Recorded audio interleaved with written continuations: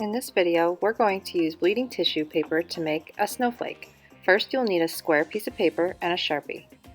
Once you have those things, you're going to fold your paper diagonally from one corner to the other. Crease it, open it, and fold the other two corners diagonally together. Once you do that, fold it in half, crease it, and do the other part so that you have 8 different sections on your paper. Use those creases to help you draw your straight lines of your snowflake. Trace each of the folds so that they all intersect in the middle. Once you draw the lines of your snowflake, you can then start to add the details to your snowflake, like diamonds or arrows or lines or circles.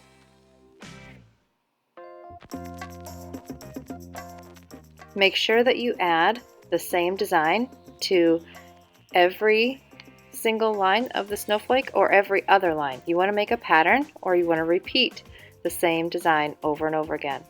This is going to create radial symmetry.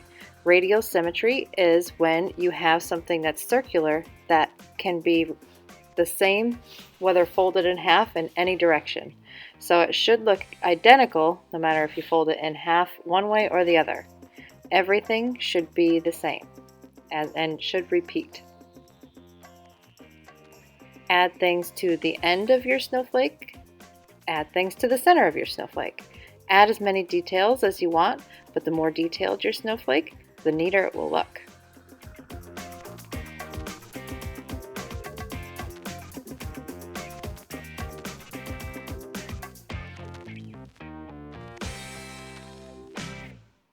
Once you're done adding details to your snowflake, you might want to think about making some of your lines a little bit more bold by picking some of the lines to trace against so that you make your lines darker, thicker, and bolder, like this.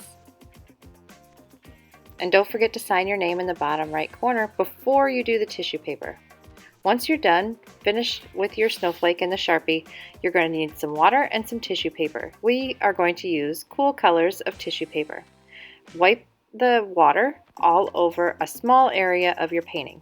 Doesn't matter where you start, just start with a small wet area of your picture. Lay some tissue paper on top of that wet area that you just made, and it should stick enough for you to then paint water on top of the tissue paper. Make sure you soak the tissue paper so that it sticks completely to the paper. If you don't, the color will not go onto the snowflake or your drawing paper.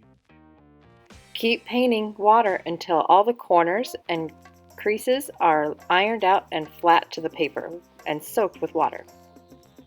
Once you're done with that, move on to another spot and add more water to your paper, then lay the tissue paper down and put water on top of the tissue paper again. And repeat that process all over the picture. If you leave some spaces in between the tissue paper, you'll notice that they can sometimes get filled in with the paint from the tissue paper, and it will fill in those little white spots. You can even use your paintbrush to force those areas to get paint in them from the tissue paper.